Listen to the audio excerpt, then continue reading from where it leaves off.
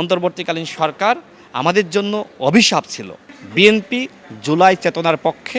BNP এদেশে কখনোই জনগণের সিদ্ধান্তের বাইরে গিয়ে প্রতারণা করে নাই। বাংলাদেশে অন্তর্বর্তীকালীন সরকার দেখেন স্বাস্থ্য এবং শিক্ষা ব্যবস্থার দিকে কোনো মনোযোগ দেয়নি। তাদের মনোযোগ ছিল কিভাবে নিজেদের ভুঁড়ি মোটা করা যায়।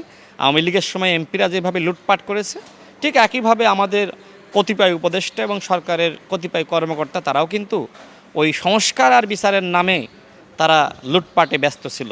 হাম নিয়ে যে বিএনপি সরকার কাজ করছে সেটার প্রমাণ কিন্তু টেলিভিশন টকশোতে একটা বক্তব্যের মাধ্যমে এনসিপি নেতা সার্জিস তিনি কিন্তু ইতিমধ্যে সেটা প্রকাশ করেছেন। যদিও তারা বারবার বলছে যে বিএনপিকেও দায় নিতে হবে, বিএনপি এই ঘটনার দায় এড়াতে পারে না, কিন্তু সার্জিস আলম তিনি টকশোতে তিনি কথা বলতে বলতে খেই হারিয়ে ফেলিয়ে তিনি বলেই ফেলিয়েছেন সত্যটা, যে বিএনপি সরকার হাম নিয়ে ব্যস্ত, তারা জুলাই সনদ নিয়ে ভাবছে না। দেখেন বিএনপি সরকার যেমনিভাবে হাম নিয়ে ব্যস্ত, জুলাই জাতীয় সনদ বাস্তবায়ন করা নিয়েও ব্যস্ত।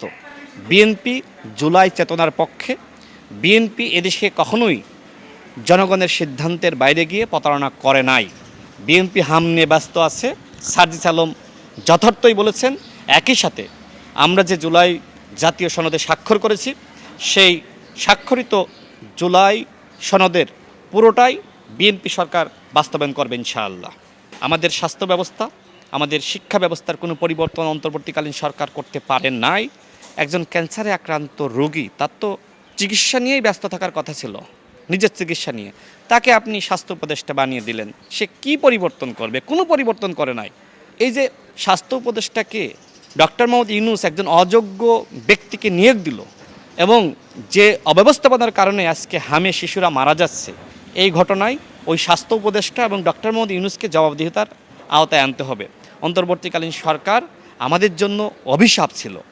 আমরা যেখানে আশীর্বাদ মনে করেছিলাম, সেই সরকার জনগণের চিন্তা করে কাজ করে নাই, নিজেদের চিন্তা করে কাজ করেছে। এই যে হামে আক্রান্ত হয়ে শিশুরা প্রতিনিয়ত মারা যাচ্ছে, এই ঘটনার দায় যেমনিভাবে আওয়ামী লীগ সরকারকে নিতে হবে, অন্তর্বর্তীকালীন সরকারকেও নিতে হবে।